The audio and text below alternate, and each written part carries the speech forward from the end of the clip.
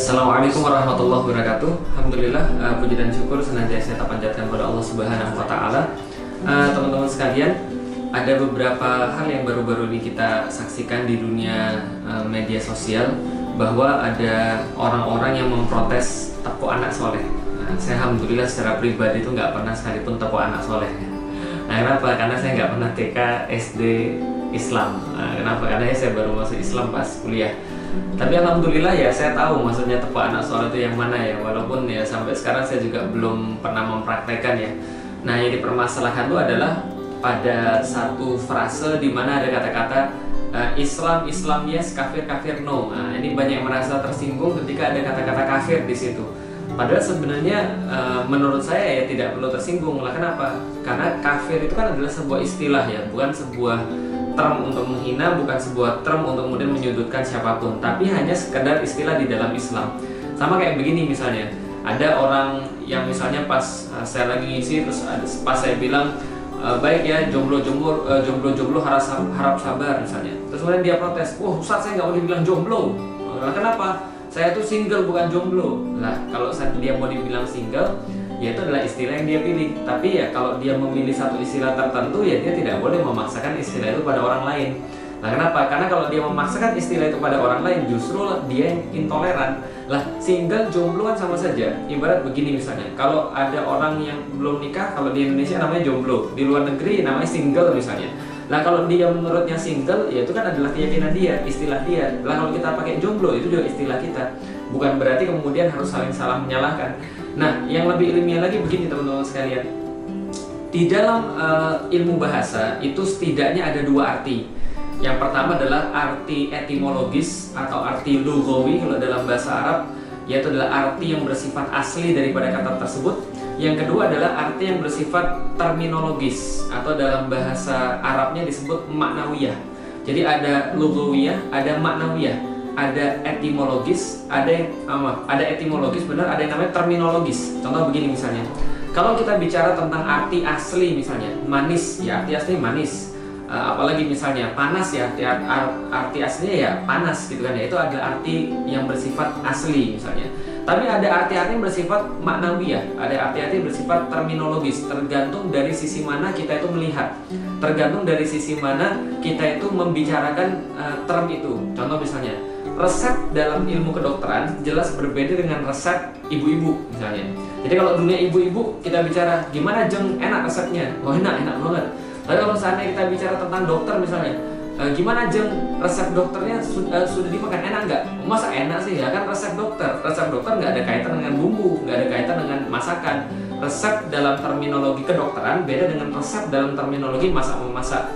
Misalnya delta dalam terminologi fisika berbeda dengan delta dalam terminologi geografi. Kalau geografi itu terminologi delta adalah dataran yang mengendap di muara sungai. Tapi kalau delta dalam fisika itu adalah selisih daripada S0 dan S1 misalnya. Nah, ini kan jauh berbeda, tidak bisa dipaksakan satu sama lain. Nah, di dalam Islam ada tambahan lagi.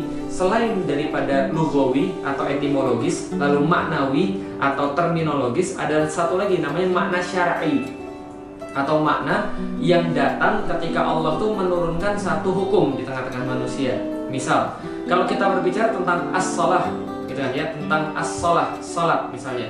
Ini ada arti aslinya. Arti aslinya apa? Dalam bahasa Arab, as-shalah itu aslinya adalah menghubungkan gitu kan ya. As-silah gitu kan ya, menghubungkan. Nah, ada arti terminologisnya juga tentu saja, arti tradisi gitu kan ya. Nah, tapi ketika Islam sudah datang, maka dua arti yang awal ini, baik etimologis maupun terminologis, baik lughawi maupun maknawi, ini kemudian harus tunduk pada arti syar'i, yaitu adalah apa? Salat. Ketika orang bilang salat adalah suatu aktivitas ibadah yang seorang hamba lakukan mulai dari takbiratul ihramnya sampai kepada salam. Maka ketika saya menanyakan pada Anda, antum sudah sholat belum? Lah berarti antum tidak boleh mengartikan, wah saya sudah berhubungan belum? Bukan begitu. Nah, kenapa? Karena itu kan arti lughawi atau arti terminologis misalnya dalam pembahasan yang lain. Tapi ketika saya nanya pada antum sudah sholat atau belum? Berarti antum kepikirnya harus begini, makna syar'inya. Sudah takbiratul ihram sampai salam belum? Jadi orang tidak boleh bersembunyi di balik makna lugawi atau di balik makna maknawi. Tidak boleh ketika makna syar'i sudah datang. Contoh lagi misalnya jihad. Nah, jihad ini juga punya makna lugawi, punya makna terminologis. Tapi ketika makna syar'inya sudah datang, maka mengikut kepada makna syar'i. Jihad adalah apa? Jihad adalah usaha sungguh-sungguh untuk memerangi musuh-musuh Islam, baik dengan harta, baik dengan nyawa. Itu arti secara syar'inya. Walaupun arti lughawinya secara arti asal bahasa bisa jadi jihad itu apa? Jihad itu bisa jadi berusaha, bisa jadi bersungguh-sungguh, meluaskan usaha dan sebagainya. Nah, tapi kalau ditanya tentang jihad, harusnya muncul pertama kali adalah arti syar'inya. Nah, sampai pembahasan kita pada makna kafir. Nah, tentu saja makna kafir ini tidak boleh lagi dibawa pada makna lughawi dan tidak bisa dimakna pada makna maknawi. Nah, kenapa? Karena sudah datang makna syar'i. Apa makna syar'i kafir? Makna syar'i kafir adalah seseorang yang tidak muslim. Maka secara syar'i dia dikatakan seorang yang kafir. Nah, ini bisa kemudian kita ketahui dari banyak dalil di dalam Al-Qur'an. Misalnya surat Al-Bayyinah. Di situ Allah sampaikan di dalam Al-Qur'an, innalladzina kafaru min ahlil kitabi wal musyrikin. Jadi orang-orang kafir itu ada dua golongan.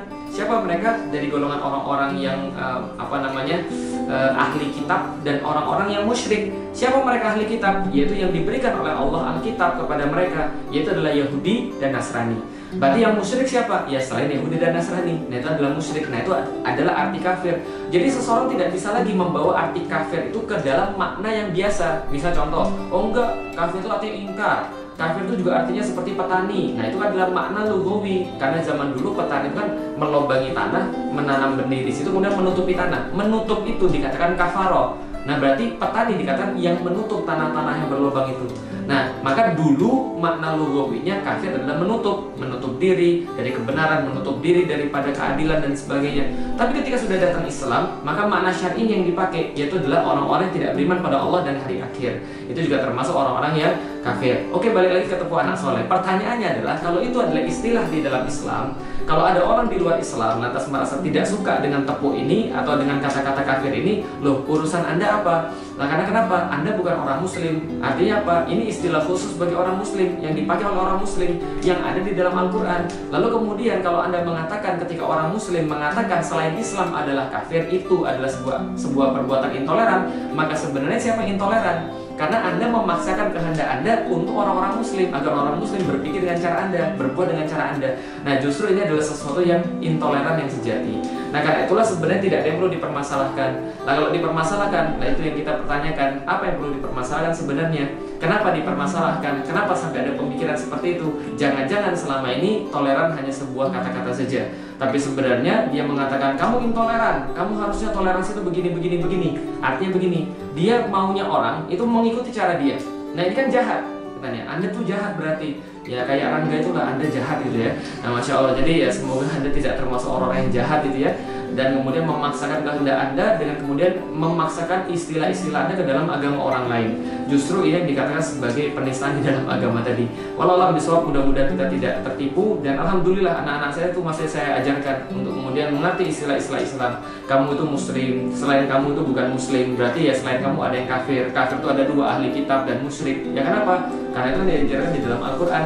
525 kali Allah menyebut kata kafir dan turunannya di dalam Al-Quran. Bukan untuk menghina, tapi justru sebagai sebuah cara untuk memberikan kejelasan, karena agama itu jelas, supaya kita tahu pada siapa kita harus berdakwah dan pada siapa kemudian kita harus menyampaikan Islam. Sama seperti yang saya bilang, antum jomblo yang sabar ya. Dan bukan saya benci antum, enggak. Cuma ngasih tahu antum saja bahwa ketika antum jomblo itu harusnya antum berusaha untuk menikah gitu kan ya. Nanti besok-besok kalau saya punya calon, nah antum kemudian saya kenalin kan gitu maksudnya. Nah, sama ketika kita mengenali orang kafir, bukan untuk membenci, tidak sama sekali, tapi untuk mengetahui bahwa orang-orang inilah yang insya Allah coba kita hantarkan hidayah kepada mereka insya Allah. Walau a'lam bishawab, mudah-mudahan bermanfaat. Assalamualaikum warahmatullahi wabarakatuh.